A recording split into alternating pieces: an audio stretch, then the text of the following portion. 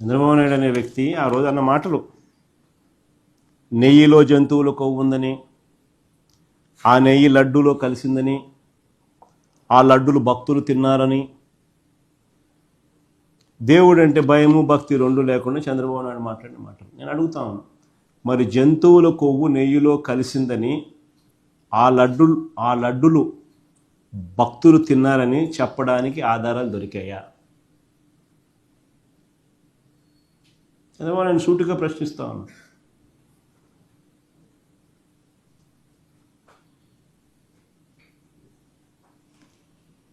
కల్తీ నెయ్యి ఆరోపణలున్న ఆ ట్యాంకర్లు, ఎన్ని క్వశ్చన్స్ నేను అడుగుతాను.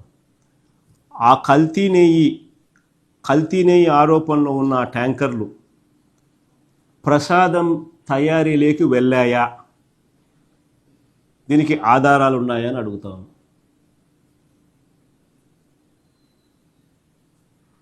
ఎందుకనంటే టీటీడీలో ఒక రోబస్ట్ ప్రొసీజర్ ఉంది.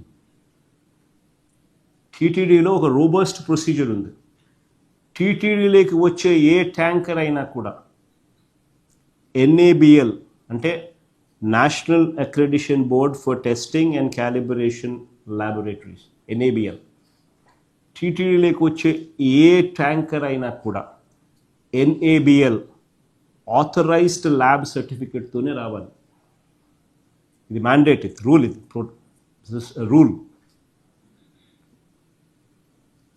Without this certificate, they will not even be entering, they cannot even come close to Tirupati. తర్వాత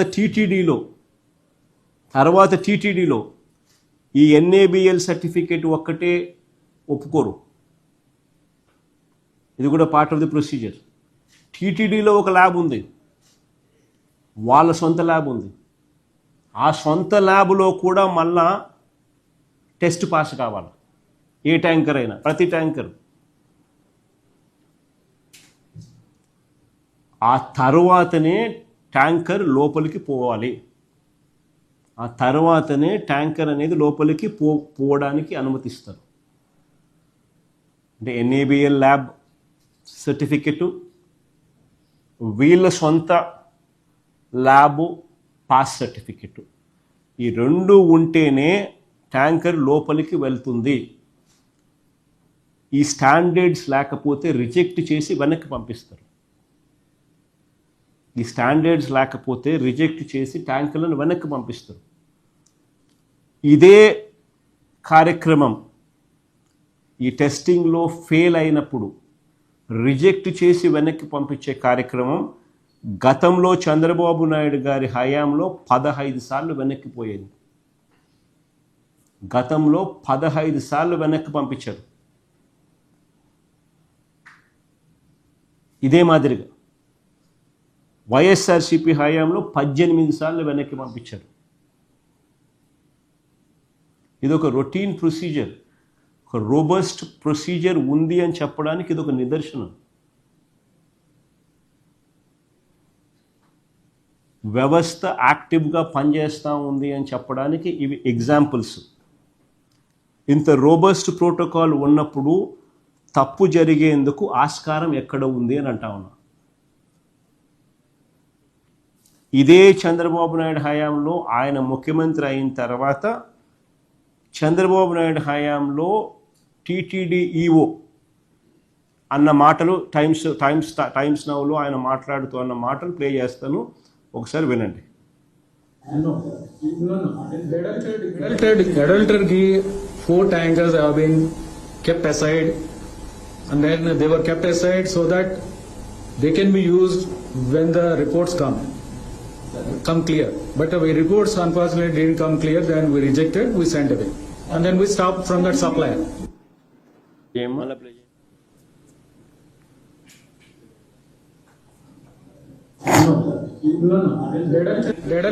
Adultery 4 tankers have been kept aside, and then they were kept aside so that they can be used when the reports come clear.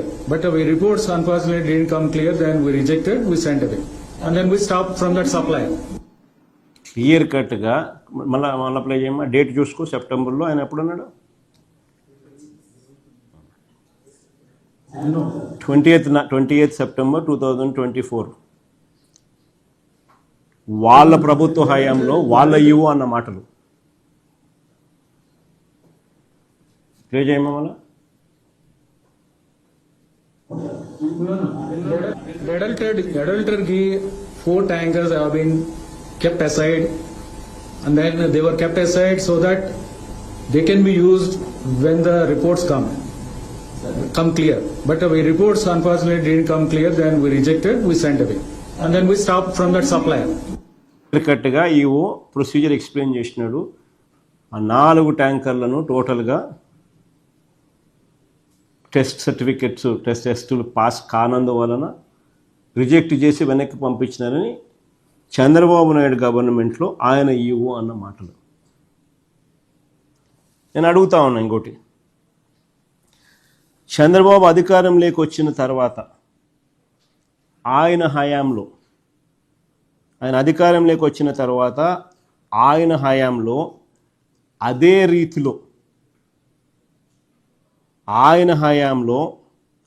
రీతిలో July నెలలో 4 ట్యాంకర్లు తిప్పి పంపారు.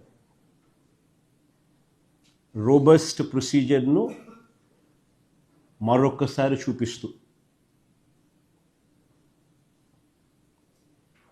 ఉన్న టీటీడీలో ఉన్న robust ప్రొసీజర్ను మరొక్కసారి రిఫ్లెక్ట్ చేస్తూ చంద్రబాబు నాయుడు గారి హయాంలో కూడా అదే రీతిలో జూలై నెలలో 4 ట్యాంకర్లు తిప్పి పంపారు చంద్రబాబు నాయుడు హయాంలో. మళ్ళీ ఇది ఆశ్చర్యం, ఇక్కడ చూడండి కొంచెం, మళ్ళీ ఆ ట్యాంకర్లు ఆగస్టులో తిరిగి వచ్చాయని ఎవడు ముఖ్యమంత్రి అప్పుడు? ఆయనే కదా. ఎవరిది ప్రభుత్వం? ఆయనదే కదా.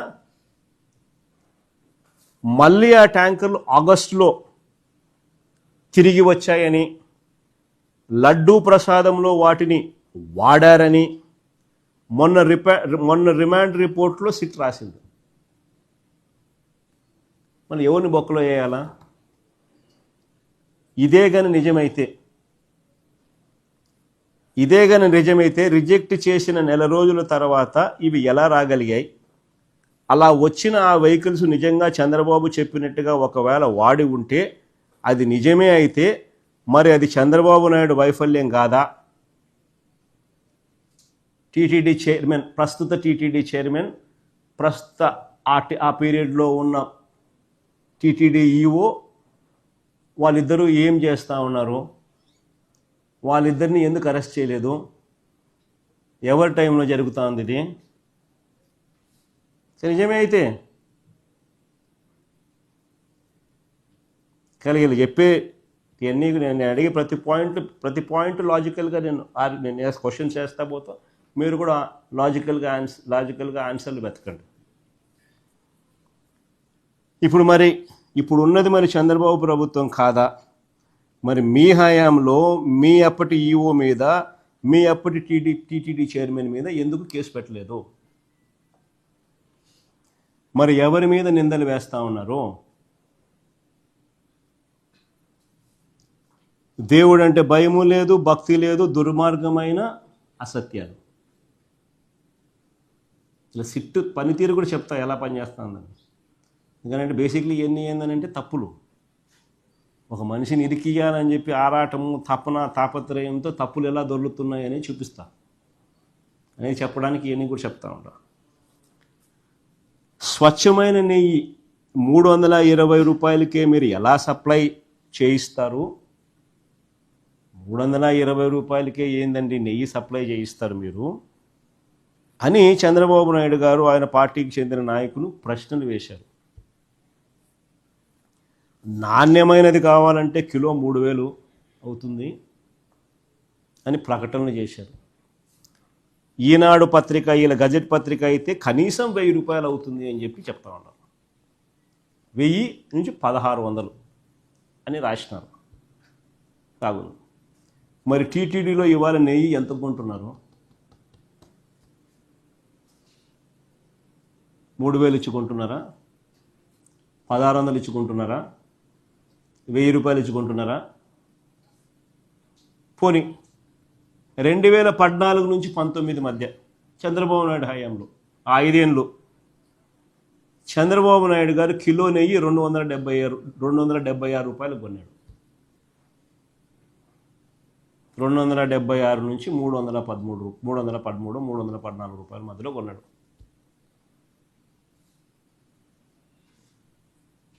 రెండు 2014 నుంచి 19 మధ్య ఆ 5 ఏళ్ళు చంద్రబాబు నాయుడు గారి హయాంలో నెయ్యి కొనుగోలు 276 నుంచి 314 రూపాయల మధ్యలో కొన్నారు. మరి ధర తక్కువ ఉంది కదా, 320 కాదు కదా, అంతకన్నా ఇంకా తక్కువ కదా, కాబట్టి అదంతా కల్తీ నెయ్యేనా అడుగుతా ఉన్నా. చంద్రబాబు నాయుడు సమాధానం చెప్పాలి కదా దీనికి. అదంతా ఇప్పుడు కల్తీ నెయ్యేనా అని అడుగుతా ఉన్నా.